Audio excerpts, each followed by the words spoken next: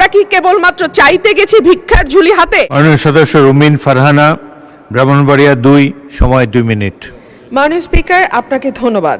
মাননীয় স্পিকার, প্রতি বছরই বাজেট দেওয়ার সময় আমরা নির্ঝরের মতন স্বপ্ন দেখি এবং সারা বছর ধরে সেই স্বপ্নভঙ্গের ফল আমাদের ভোগ করতে হয়। মাননীয় স্পিকার, এই বাজেটে ব্যয় ধরা হয়েছে 9,38,000 কোটি টাকা, আয় মাত্র 6,95,000 কোটি টাকা, ঘাটতি 2,43,000 কোটি টাকা। এটুকু হলেই হতো মাননীয় স্পিকার, কিন্তু আয় 6,95,000 কোটি টাকার যে লক্ষ্যমাত্রা ধরা হয়েছে সেটা কোনো বছরই এই আয় রাজস্ব আদায় করা যায় না। ফলে যেটা হয়, ঘাটতি বাড়তেই থাকে এবং সেই ঘাটতির জন্য আমরা দেশি বিদেশি ঋণ কিংবা বিনিয়োগের উপর নির্ভর করি। আমাদের মাননীয় প্রধানমন্ত্রী সম্প্রতি চীন সফর করেছেন।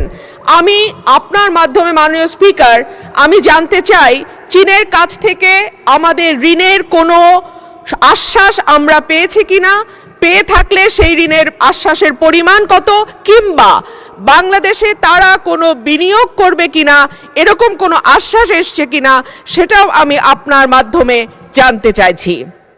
মাননীয় স্পিকার, আমাদের পররাষ্ট্রমন্ত্রীকে যখন সাংবাদিকরা এই সংক্রান্ত প্রশ্ন করেছিলেন, তিনি বেশ সরাসরি উত্তর না দিয়ে অস্বস্তির সঙ্গে বলেছিলেন যে আমরা কি কেবলমাত্র চাইতে গেছি ভিক্ষার ঝুলি হাতে? না মাননীয় স্পিকার, আমরা কেউ আশা করি না যে বাংলাদেশের মন্ত্রী মিনিস্টাররা দেশের বাইরে ভিক্ষার ঝুলি হাতে ভিক্ষা করতে যাবেন।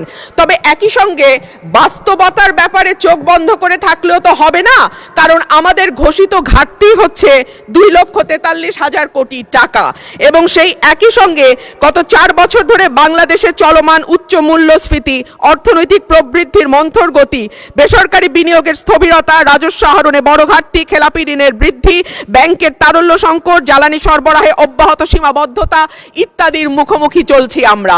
সুতরাং মাননীয় সদস্য মোহাম্মদ আব্দুল গফুর, কুষ্টিয়া 2, সময় 2 মিনিট।